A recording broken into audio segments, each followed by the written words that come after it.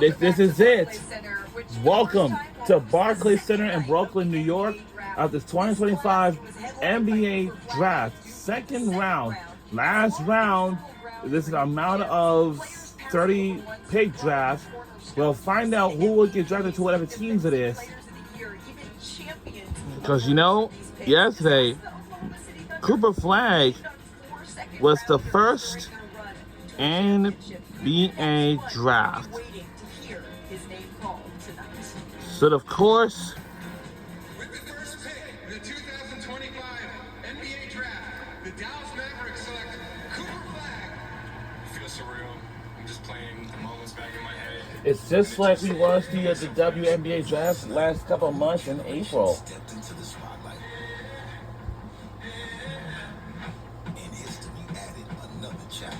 I'm just excited, honestly, just ready for the new journey in my life.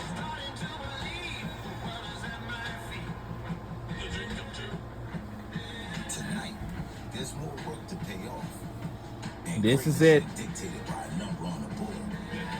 The 57th selection. It's about rewriting what's possible, redefining expectations,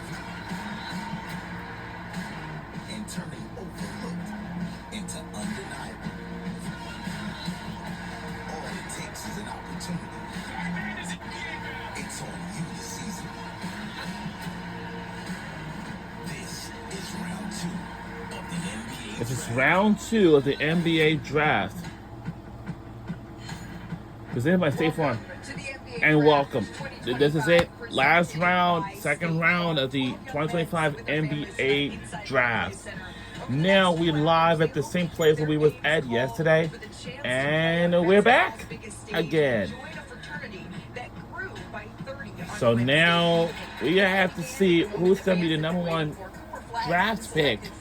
But I know yesterday we have Cooper Flag, In the first round with Rutgers Dylan Harper, Ace Bailey being selected 2nd and 5th, and a record 18 freshmen heard their names called. Plus, Sean Fuentes to keep our notifications on.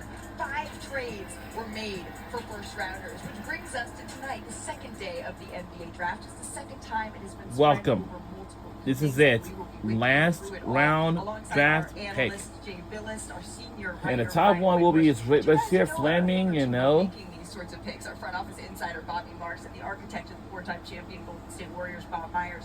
Bob, I think we can wait just a moment to get into the second round a little bit. Let's start with last night and what we learned. Of course, Cooper Flag was the headline of this draft. Yeah, well, had a lot of Cooper Flag lately. I'm sure everybody's heard all about him. I think what makes him different is, as an executive, and Bobby knows this, when you watch the draft, you're always looking at who got better, right? Who's my competition? That's at least what I did when I was there. And the unique thing about Cooper Flag, we have 30 draft more picks. so than a lot of players. I'm going to say something. But I tell you, the WNBA draft, they don't have 2 rounds, but only have at least 1. See Cooper Flag impacting winning more than Victor did in his rookie year. And Victor is a fantastic player. And the reason is, Cooper Flag's as NBA ready as they come, and I'll tell you why. He guards, he defends, he blocks, he steals. It's not the offense. All these highlights we're seeing, that's all scoring. That's all great. That's at least half the game. How he's going to get on the court for Dallas and Jason Kidd is what he does on the other side, and that's what I think makes him so unique. He's going to impact, and he went to a team that is a very good team already. And I think that's what's so unique as well. We don't often see the number 1 pick being made by a team that is also expected to make a playoff push here. And certainly that's what fans wanted to see. We saw it in the numbers. Millions of people tuned in to see the moment that Cooper Flag heard his name called here by Dallas. But around league circles, Brian Windhorst, it's not necessarily the It's gonna be- Mavericks that everybody is wow. talking about. Yeah, the Pelicans certainly made an It's gonna be impression. My phone lit up all overnight. night People looked from at the 8 high p.m. leverage until situation they left themselves in 11 last night. On one hand, they acquired 2 o'clock lottery p.m. at the picks. same time like it happened Reshaped yesterday. their roster. So, Going after and Jeremy yesterday, I know Grant Cooper and then Flag Green was- 10 spots in that draft. Was the However, first the price that they paid draft to pick. move those Everybody 10 was so spots rooting up, for him potentially yesterday. trading a lottery pick next year. And of Depending on course- how the Pelicans and Milwaukee Bucks Oh, they get yeah. better of the 2 picks a year from now, created a lot of reaction. They felt like that was a very big risk. But hey, it could go either way. Derek Queen could come into the NBA and be an instant impact player, or a year from now, the Pelicans could have made on their picks. We haven't even hit June 30th yet, and Atlanta's already my unofficial winners of the offseason here. It started with the Kristaps Porzingis trade the other night, and then, of course, the trade with New Orleans. Asen Newell, who they get as that long, athletic big. Brian mentioned that 2026 pick that could be either New Orleans or Milwaukee. I was looking at my notes. I didn't realize they even had a 2027 pick for Milwaukee or Atlanta the following year. That's top 5 protected. So they basically control 2 years of those teams' picks there. Atlanta's going to be active in free agency. They're going to add some backcourt depth. They've got a large trade exception they can fill out and utilize. Keep an eye on the Hawks in the next couple days. It feels like the Atlanta Hawks looked around and said, okay, the Eastern Conference, it feels more wide open than they thought it was going to be even a couple of weeks or a couple of months ago. And they decided, you know what, we want to push in right now and see if we can make a real push. Before we get to the second round, I do want to bring in our draft expert, Jonathan Gavoni, here, because Jonathan, we are hearing that maybe there was a lot of folks that were caught And off today, guard by let's see how many Bailey. picks. So, Oh my God, we're over 30. And it's only about what happened in Utah? 40. Still waiting to hear on that No, too, but it's as many of our viewers might probably be aware, Ace Bailey did not conduct a single known visit or workout with an NBA team. He was clearly See how many determined to see draft himself picks with it is. teams outside the top Now, five. yesterday it was Many like around 30, the but NBA today believe that it's gonna be Washington more. Wizards. I was told that his agent Omar Because this is the told second round that pick. one team in the top 5 before the draft that his plan will not report if they decide to draft him. Now the Utah Jazz selected him regardless of all this. And now the big question is, are we going to see him in Utah anytime soon? I asked Omar Cooper his thoughts on his client's future in Utah, and he declined to answer those questions. He told me there's nothing uncommon about Ace Bailey's pre-draft process.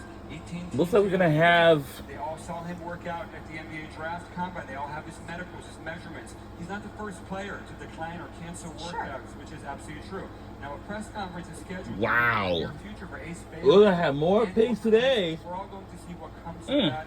If we get any more answers from Ace Looks like we're gonna have a Bailey, lot of draft picks I really today. appreciate that insight there, And of Jonathan. course- Jay, you watched Ace play all through college. You called him one of the most talented players in this Man. It's odd not showing up right after you're drafted. Usually there's a press conference the next day, everybody flies in that was drafted, so it's unusual.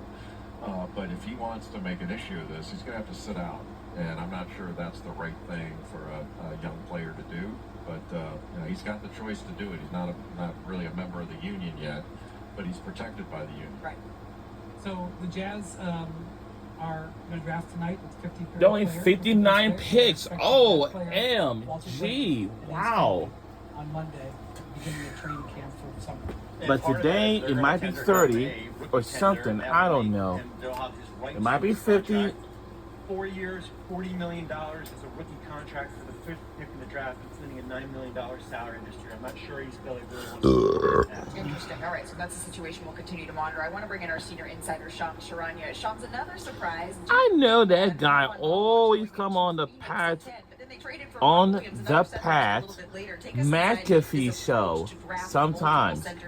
Like OMG. So all of this has to do with even tonight at pick number 31, the Minnesota James Warner, Timberwolves yeah. for that pick. And so the Suns have now jumped in to get that 31 overall pick for the number 36 pick, as well as 2 future second-round picks. And so why did the Suns move up tonight to number 31? Because I'm told the Celtics were going to take Rasheer Fleming from St. Joseph's at number 31. So now the Suns have jumped to 31, and now they will be really considering Rasheer Fleming at that selection. That's on the heels of, as you just mentioned, drafting Kamal Malawach last night, and then within minutes acquiring Mark Williams in a trade. We know the Suns had major issues at center last season. Right. They had issues with their size. They've done a good job here of getting 2 high upside big men. Remember, their new head coach, Jordan Ott, in Cleveland, they played Evan Mobley and Jarrett Allen. And so look for them to play a lot more size at that center and power forward position this upcoming season. So post Kevin Durant trade to the Houston Rockets, Jalen Green, Dylan Brooks, Mark Williams, Rasheer Fleming, as well as Kamal Malawach, some other assets as well. And the Suns trading up here to the 31st pick in this second round. But when I think back to last night, gentlemen, I think of the tears. I think of the laughter and the raw emotion. You phrased it really well, Jay. You said that this is one of the more emotional nights that we've seen in the draft. Look at these faces. They're faces of pride, of relief, of joy. It's the heart of the draft. Lives that are changing in real time for players and for the people who got them here. It's a story that carries through every draft, but I think we saw it in a more unbridled way than in previous years. And tonight, 29 others are hoping to join those first rounders. And just because this is a second round, it doesn't mean teams can't strike gold. Jalen Brunson, drafted in the second round. He's made a name for himself as one of the best clutch players in the game. Chris Middleton, a champion with the Milwaukee Bucks that just signed a lucrative extension with the Washington Wizards. You have Nikola Jokic, a champion, an MVP, and of course, Draymond Green, who, Bob, you are uniquely positioned to talk about finding Draymond Green in the second round. You drafted him. So give us your insight here. How do you find those gems here in the second round? Well, first of all, I should have drafted him in the first round. Let's just be clear. Look, this is a message for everybody in this room and everybody that might be picked tonight. We used to have guys, Bobby, show up. Once you get drafted, nobody cares from the team side what number you. We don't care. Although Draymond can still name every single person. But you know what? That Malika, that was his motivation, and he used it well. And we saw in the introduction. We're not talking about just good players. We're talking about Hall of Fame players. Manu Ginobili, we've talking about MVP, Nikola Jokic, Draymond Green. These are not just great players; they're champions. They're all-stars. They made more money than you can imagine. So for players that are going to get drafted tonight, realistically, yes, it's a number, and yes, the guys that are drafted higher make more money. But the real job starts after you're drafted, and then it's the even playing field. A guy like Draymond Green, he beat out somebody in front of him and never looked back, and went on and had a tremendous career. So the second round, oftentimes, is the time where you can separate yourself from the organization and find these guys, because I will tell you, every year the NBA GMs work very hard, but we always miss on. We always look back, and when you redraft, there's always some second rounders that should have gone a lot higher, and that's what makes tonight so fun. What was your celebration when you hit on a pick? What was it? Were you like a high fiver? Were you a fist? Well, you don't know when you hit on a pick. I mean, we see all these guys high fiving. You have to pretend like you know. I don't know. I mean, I hope all these guys are great. When I don't think it all played. When did you know about Draymond? Because Steve Kerr didn't necessarily have him slotted for a whole bunch of minutes early on. No, Draymond, I'll tell you what's different, Malika. It used to be, even Steph Curry got criticized for not being a point guard. You guys remember that? He's not a point guard. He's not a point guard. What does that even mean? And Draymond, when we drafted him, what position does he play? What position? And you used to get criticized, and from that time on, and Draymond helped change this narrative, he can play basketball. So nowadays, we value versatility. We say he can play 3, 4, 5. And the problem is we got Draymond. Nobody knew what position he was. Even Steve Kerr didn't know what position he was. He played winner. He played winner. That's right. And if you can play winner, you can play. And so it was fascinating to watch, even when Steve showed up as our coach. He said, I don't know where to play this guy. And I said, you're going to play it. It doesn't matter. Like you said. And coaches love guys that compete and can play both ways. And obviously he's one of them. There are winners in this room. There are incredibly talented basketball players, to Bob's point here, not necessarily regardless of position in this room. Who are you looking at as the best available here, Jim? Well, it starts with Rasheer Fleming of St. Joseph's. I thought he was going to be taken in the first round. A 3-and-D guy with great length and athleticism, can knock down a perimeter shot. Maxime Renaud from Stanford, who is a 20-and-10 guy, an outstanding rebounder, and can really stretch the floor as a big guy. Maybe the best shot blocker available. Ryan Kalkbrenner, 4 times Big East Defensive Player of the Year. Adu Thero, and from Arkansas, started his career at Kentucky, a driver, slasher, big, strong. And then Chaz Lanier is the best shooter from Tennessee. Spent his first 4 years at Northern Florida.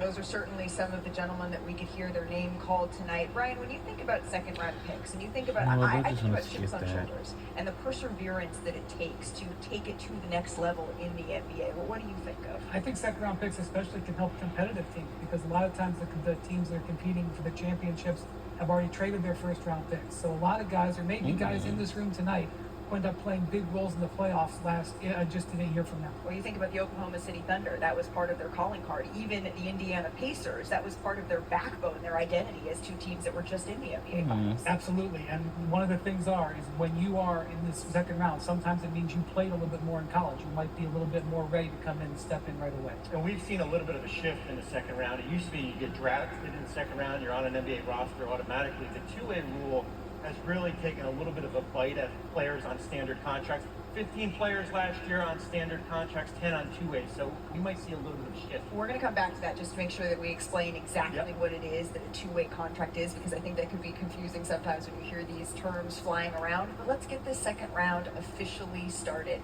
It's just about time to send it over to the podium and Deputy Commissioner Mark Tatum to get the festivities started for the second night of the 2025 NBA Draft. All right.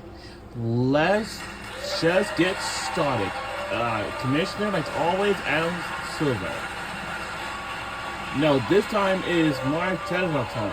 NBA Deputy Commissioner. Good evening, and welcome to the second round of the 2025 NBA Draft presented Let's by get this State thing Farm. started. Let's listen in. Day 2 of the draft is being held at Barclays Center, right here in my hometown of Brooklyn, New York.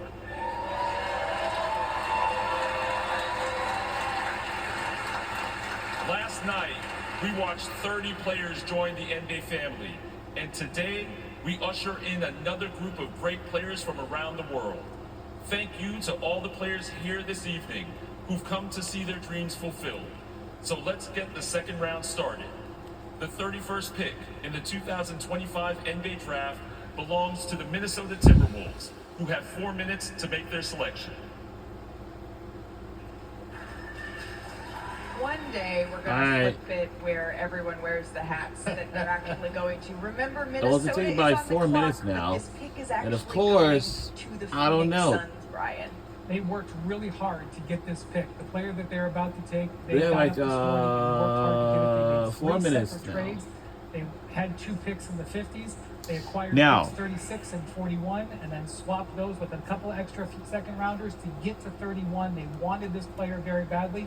Negotiate hard, young man. Get that extra money. Well, let me just ask Bobby, because he keeps track of this stuff. 24 hours ago, the Suns had the 10th pick, right? Which we knew they were Right. going to draft. Then they had a future first, and they had 7 seconds. They had 6 seconds, and they also had the 29th pick in the draft. And now, what do we? We have 2 seconds, 2 seconds and left. no tradable first left. But listen, Yeah, there that are- doesn't mean it's wrong. No, it doesn't. And we've talked about Phoenix as far as should they tear it down, what are they going to do.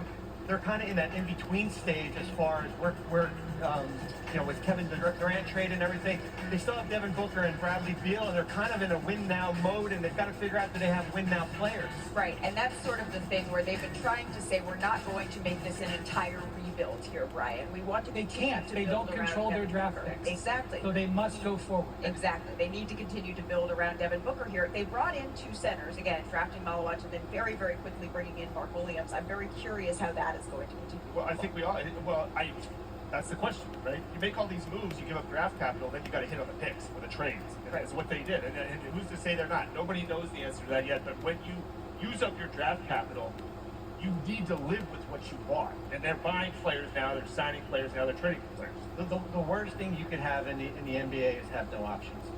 When you have no options, it puts you in an awfully bad spot, and it makes you make awfully bad decisions. There's going to be big Phoenix Suns news in the next 10 days. I believe that Devin Booker is, lined up to sign a massive contract extension. So they're going to invest in Devin Booker, and if they're going to invest in Devin Booker to the tune of $70 million a year, then they have to make sure he's got guys around him, and that's why they invested in getting the 10th pick, and that's why they're investing right now in getting the 31st. Brian, there's going to be big news on the Phoenix Suns in the next 3 minutes with this pick that they are on the clock for. When you're looking at the player that you think would best fit there, Jay, who is that? It's not necessarily fit.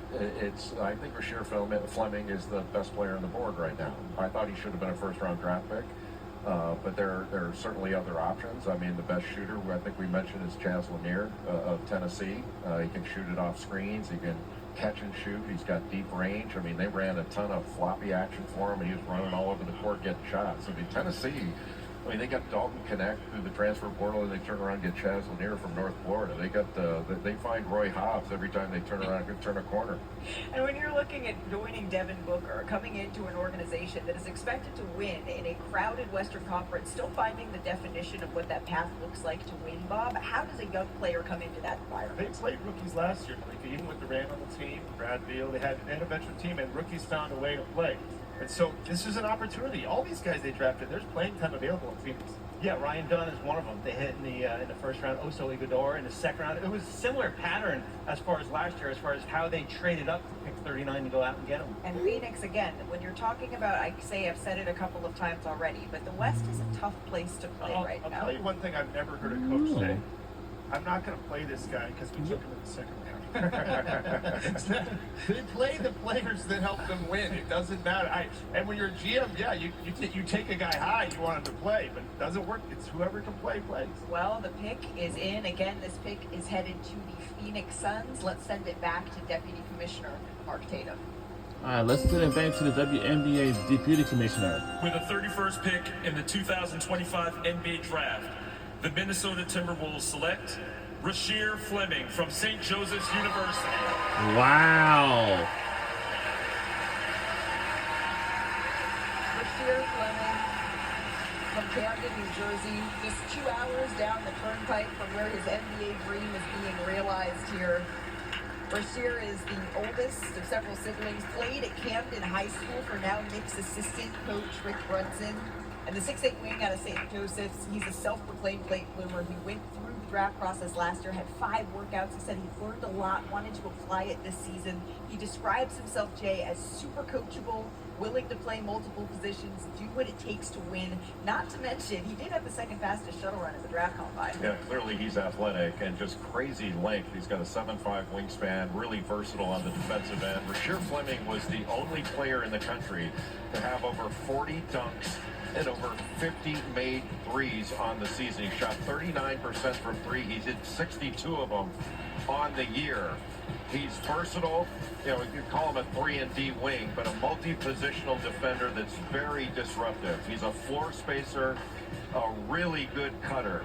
And he's one of those players that a lot of people say could be better in the NBA than he was in college. And he was very good in college. Had 9 double-doubles. He had a 20-rebound game against Texas. He's got a lot of ability. And he is standing by with our Monica McKnight. Monica? Rasheer, congratulations. You took the additional steps to take your time to go back and improve. Now you're here realizing a dream tonight. What's going through your mind? I've never done anything like this in my life. Like, this is this is a crazy experience for me. I'm not gonna lie. Like, it's I don't know what this is. All right, well, let's talk basketball. Right? That's such a genuine reaction, but let's talk about the basketball, right? You are talented, you are versatile, can defend multiple positions. What are you going to bring to the organization that you're joining, the Phoenix Suns? First off, just so much effort. Like, regardless if anything goes wrong, if I'm not making shots, anything, which I don't, you're gonna get a lot of effort out of me. Like, I'm gonna continue to play hard, regardless. Doubting that you were going to miss shots was very slick. I heard that. Congratulations, Rasheer. Appreciate it. Thank you. Thank you. I love that. I'm not gonna miss many shots. It's the confidence you want going into the NBA. And now it's the Boston Celtics that are on the clock. It's pretty astonishing, Brian, the difference that the Boston Celtics were sitting in, the position they were sitting in a year ago versus where they are now. Jason Tatum out for an extended period of time. They just traded away Kristaps Porzingis, Jrue Holiday, and I think there's a lot of questions. You had reported earlier they're fielding calls, not necessarily taking them, but fielding calls on Derek White as well. Yeah, I think they're going to stick with their core guys, but they knew that 2025 was going to be a time where they were going to have to probably cut off some payroll. They knew that for 3 years when they did those contracts with Jaylen Brown and Jason Tatum. But it's been a little bit tougher than they've experienced because now they can't afford to pay for a team that they don't know if they can win the whole thing. Brian, thank you. Let's bring in our senior insider, Shams Charania, who has news on this pick. Shams, what's up? Malika, so this pick, number 32, is actually being traded to the Orlando Magic. So the Orlando Magic are sending numbers 46 and 57 in tonight's draft, as well as 2 other second-round picks in 2026 and 2027. And so tonight's pick here at 32 is Orlando. All right, so that's a big price. That's a big price they just paid, which makes me wonder if there wasn't, I don't know, but it makes me wonder if there wasn't some competition between teams. Do you think any team in the second round will actually make their own pick? I wouldn't be We're surprised. gonna run out of ink soon on these pens, Bob. These picks fly around a little bit. It says Boston on the hat, at least for now, so I want to stick with Boston for just a moment. We do know that this pick is going to Orlando, who kind of was the catalyst to start the offseason in a lot of ways with that Desmond Bain trade. But Boston, Bob, it just goes to show you, you talk about, even right now, we're talking with Oklahoma City about how many championships can they win after they win one. You never know how small that window is going to be. Well, you don't, because what we do is whoever wins the championship, we think they're going to win it again and again and again. We know it. When Milwaukee won it, we're going to win 3 more. When Denver won it, we're looking at a dynasty. When Boston won it, nobody's going to be Boston. Now we're saying about Oklahoma City. Now Oklahoma City is the youngest team to do it for sure. But what you're seeing when Boston is probably what we're going to see more and more in the future with these teams that win it. You load up, you get the role players, you have high-priced stars, but then you take a shot for 1 or 2 years. If it doesn't work, you've got to unwind some of that. You just can't keep players like you used to because of the second apron. It used to just be money. Not that money doesn't matter. It used to be the owners just paying extra money. Now you can't make trades with that second apron. It really hinders your ability to do things. This pick is actually heading to Orlando. Mark Tatum's at the podium. With the 32nd pick in the 2025 NBA Draft, the Boston Celtics select Noah Penda from Bondy, France, and Francis Lemon. Wow.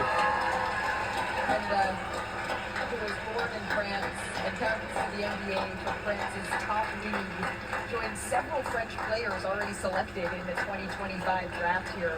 Both of his parents were professional basketball players, and Noah says he tries to really be a Swiss Army knife for his teams. Jonathan, you have noted his versatility. You think that he could really be a sleeper in this draft as he makes his way to the podium here, thanking his friends and family for his moment with Deputy Commissioner Mark Tatum?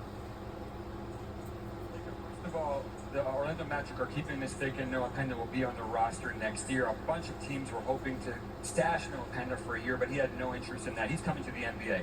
Now, Noah Penda is the most instinctual off-ball defender in this draft class. He has a great feel for the game. He's an outstanding passer. He has big-time versatility defensively. He makes plays all over the floor with his 7-foot wingspan and strong anticipation skills. He had a very productive season as a 20-year-old with Le Mans and Pro A. They're one of the best teams in that league. He's not the most explosive guy. He's not the most consistent outside shooter. But think of him as somewhat of a Kenrich Williams-type Swiss Army knife for the Orlando Magic. I think he's just going to be a very intriguing pick for them. And he's one of, as we mentioned, several picks here, Jay, that have come from France. They're international picks. It's marking a little bit of a different trend that we're seeing right now in the NBA. Yeah, well, the United States has most of the the best players in the world. They're not going to have all of them. And France has done a great job of developing young players. And geez, the crazy length that some of these guys have. And length matters in the NBA. And now Noah Penda is with our Monica McNutt. Well, Noah, congratulations. We just came off of a terrific graphic addressing the legacy and the tradition that's developing in terms of French players. You join that group of talented young men. How are you feeling? Really excited. I was there last night for the first round. I see all of my former teammates, former friends getting called to get on the big stage. So that's just, I'm happy for them, happy for me, and ready to get to work. Now, personally, in terms of getting to work, you're joining an Orlando Magic team who was known for their tenacious defense, and that is one thing that has been praised about your game. What do you think about the fit where you're headed? Honestly, I think I can fit anywhere. I'm glad to be part of the Orlando Magics. Thanks for them for trusting me, and I'm just really excited to get there. Outstanding, Noah. Congratulations. Thank you. Malika, the Magic are having a very aggressive couple of weeks here. They go hard for Desmond Bain. Last night they trade up from 16 to 11 to get Cedric Howard. This they use 4 second-round picks, and they still have, over the next 7 years, 9 seconds and 4 firsts. They may not be done. And the Magic selected Jace Richardson as well at number 25. And look, they ranked second in defense last year, Jay, and adding another hard-nosed defender here. Yeah, but I think the big thing is getting Desmond Bain. That helps their shooting because they need to score. Jace Richardson can shoot it as well. He may be small, but offensively he's very gifted. And the Eastern Conference right now, again, I think a lot of folks thought that the Indiana Pacers would be, no pun intended, setting the pace for the rest of this conference. And I think Orlando is a team, the Atlanta Hawks, as you mentioned earlier, are the New York Knicks, the Cleveland Cavaliers are looking around and saying, why not? Well, I've never seen a conference get decimated by injuries like the Eastern Conference has. I mean, we've never seen star players go down like this, like we have with Tatum and Lillard, and then sadly Halliburton. I mean, and the truth is, this is a cutthroat business. This is a ruthless space that you work in. It's competitive and it's about winning. And these teams in the Eastern Conference, Malika, they're saying, well, this is an opening. You know, they're saying, hey, we got to look at it realistically. And that East has probably never been more open due to these injuries. And we have an Eastern Conference team on the clock right now, the Charlotte Hornets. They just finished up their first year under head coach Charles Lee here, Brian. When you look at Charlotte, obviously LaMelo is one of their cornerstones, Brandon Miller as well. How do you see them sort of climbing out of the bottom of the Eastern Conference historically and making a bit more of a push? They've just had a lot of difficulty getting traction with their team because they've changed over coaches. LaMelo has had injury issues. Last year, Brandon Miller was off to a terrific start to the season, has injury issues. They changed their systems. They've changed ownership. They just haven't been able to get any momentum. This would be a year what would be helpful, especially with some teams in the East going a little bit backwards. Well, availability matters. And you have to have your best player on the court, and that's LaMelo Ball. But they did address the need last night with the Knippel draft pick. They were last in effective field goal percentage. Knippel 48% from the corner threes. That is a big addition for them. To your point about injuries, 3 and 32 when LaMelo Ball didn't play this season. Brandon Miller played 27 games because of a wrist injury as well, Bob. Yeah, I mean, look, this is how you do it, though. This is how you build up through the draft. I mean, Brandon Miller was a great pick. Ball was a great pick. And Knippel, hope he's a great pick. And you got to hope that all these guys, Oklahoma City's a good example. Now, they did get Shea in a big trade. But Shea wasn't the headline of that trade at the time. It was the picks that were the headline. And, oh, here's SGA. No one saw necessarily him becoming an MVP of the league, which is such a cool story. No, but he was a good young player that a lot of people liked. You didn't know he'd be this. But that's the point about the draft. If everybody knew he would be the number 1 pick, Kobe Bryant was the 13th pick, Steph Curry was the 7th pick, Kevin Durant, Dirk Nowitzki, Paul Pierce, we put out the whole thing. Yeah. And we talked about guys that were second-round picks that are MVP. Nikola Jokic going to the second round, it still bothers you. Didn't you say it was drafted during a commercial? Taco Bell commercial. During a Taco Bell commercial. He had an all-time quote about that I'll share later, but it's time to get it back to Deputy Commissioner Mark Tatum with the pick. With the 33rd pick in the 2025 NBA Draft, the Charlotte Hornets select Zion James from Duke University. Wow. Zion James, the senior guard here out of Duke, Jay. Well, Zion James started his career at Tulane, where he was considered a scorer, but when he transferred to Duke, he became a point guard, really physical, an excellent athlete, and an outstanding defender. He's not a guy that's going to go out and get you 3-4 steals in a game, but he really limits his assignment. He keeps the ball away from him, stays in front. He's a good passer, very low error rate, does not turn it over, and a very good cutter. But his on-ball defense and the fact that he does so many things well, and very steady. The key will be improving his shooting. He can make shots, but he needs to be a more aggressive shooter and take advantage of opportunities. He joins 3 of his fellow Duke brothers who are already drafted here in the 2025 NBA Draft. The Charlotte Hornets are on the clock once again, so we are going to take a quick break. More from Barclays Center coming up right after this. Let's have fun watching this and see what's what. It's gonna be a long night.